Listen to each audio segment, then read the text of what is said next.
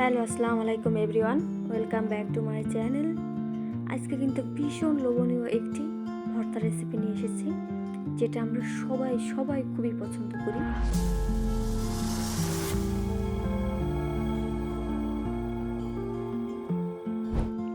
আজকে আমি ইলিশ মাছের লেজা দিয়ে মজাদার একটি ভর্তা রেসিপি করে দেখাবো। এখানে আমি 2 পিস ইলিশ মাছের লেজা রেখে দিয়েছিলাম, আর এখানে আমি ধনেপাতা কুচি করে নিয়েছি এবং 4টা কাঁচামরিচ এবং পেঁয়াজ কুচি করে নিয়েছি। এবার আমি আগে লেজাটাকে সুন্দর করে মুচমুচি করে ভেজে নিব। এই কারণে নুন হলুদ মাখিয়ে নিব।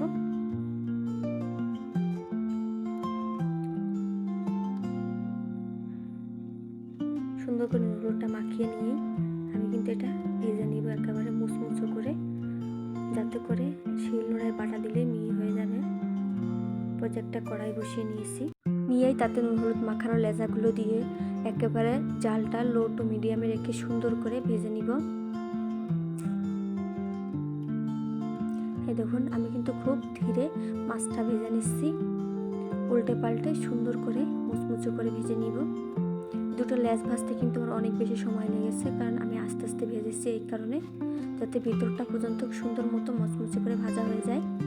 এরপর যাই দেখুন, আমার লেজ ভাজা শেষ। আমি নামিয়ে নিয়ে এই তেলের মধ্যে আমি যে পেঁয়াজ কুচি করে রেখেছিলাম তার অর্ধেক পেঁয়াজ ব্রেস্তা করে নিব, কারণ কাঁচা পেঁয়াজ এবং ব্রেস্তাটা একসাথে দিলে ভর্তাটা কিন্তু অনেক বেশি টেস্টি হবে। এই দেখুন, আমি ব্রেস্তা করে নিয়েছি। এবার এটাকে তুলে নিয়ে নিব। এভাবে একবার ইলিশ মাছের লেজা ভর্তা খেয়ে দেখবেন, ভীষণ মজা। এই দেখুন, আমি এখানে পেঁয়াজ কুচি, কাঁচা লঙ্কা, পেঁয়াজের ব্রেস্তা, ধনেপাতা এবং লেজা নিয়ে নিয়েছি। এবার লেজা থেকে আমি ভিতরের বড় কাঁটাটা বের করে নিব, এবং গুঁড়ি কাঁটা বের করার কোনো প্রয়োজন হবে না, কারণ ওটা বাটা দিলেই কিন্তু মিহি হয়ে যাবে। বড় কাঁটাটা বের করেই আপনি এটাকে শিলেই সুন্দর করে বেটে নেবেন মিহি করে। এর এক ভর্তা হলেই আপনি 1 প্লেট ভাত অনায়াসে খেয়ে নিতে পারবেন, এত বেশি মজা হয় তা বলার বাহিরে। ভীষণ মজাদার এই ভর্তাটি। এই দেখুন, আমি কিন্তু বড় কাঁটাটা বের করে নিয়েছি। এবার আমি মাছটুকু শিলনোড়ায় সুন্দর করে বেটে নিব। এই দেখুন, আমার বেটে নেওয়া শেষ। এরপর যে আমি 4টা শুকনো মরিচ ভেজে নিয়েছিলাম, সেই শুকনো মরিচ 4টা ভেঙে নিচ্ছি। সেই কাঁচামরিচ 4টা কিন্তু আমি মাছের ভিতর দিয়ে বেটে নিয়েছিলাম। এবারে 4টা শুকনো মরিচ সুন্দর করে ভেঙে মাখিয়ে নিয়ে আমি পেঁয়াজ বেরেস্তা এবং পেঁয়াজটা দিয়ে সুন্দর করে মাখিয়ে নিব। চুটকি মাখিয়ে নেবেন, এটা দেখলেই কিন্তু জিভে জল চলে আসে।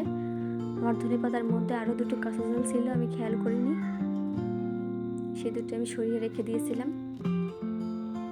ভিডিওর মধ্যে দেখা যেতে পারে, তাই কেউ খারাপভাবে নেবেন না। এরপর যা দেখুন, আমি সুন্দর করে কষলে কিন্তু মাখিয়ে নিচ্ছি। হাত কিন্তু খুব জ্বলেছিল পরে, শুকনো জাল বলে কথা। খেতেও কিন্তু খুবই মজা। পুরো অল্প একটু ভর্তা দিয়ে কিন্তু আপনি পুরো 1 প্লেট ভাত অনায়াসে খেয়ে নিতে পারবেন। জ্বর হলে, মুখের রুচি না থাকলে অবশ্যই ভর্তাটা খাবেন। একবার খেলেই কিন্তু আপনি এর ফ্যান হয়ে যাবেন, এত বেশি মজা। এবার যে দেখুন, ভর্তা কিন্তু মাখানো শেষ। কতটা সুন্দর হয়েছে। আর একটু সরষের তেল দিয়ে আরও একটু বেশি টেস্ট করে আমি বাড়িয়ে নিচ্ছি, যাতে আরও বেশি মজা লাগে।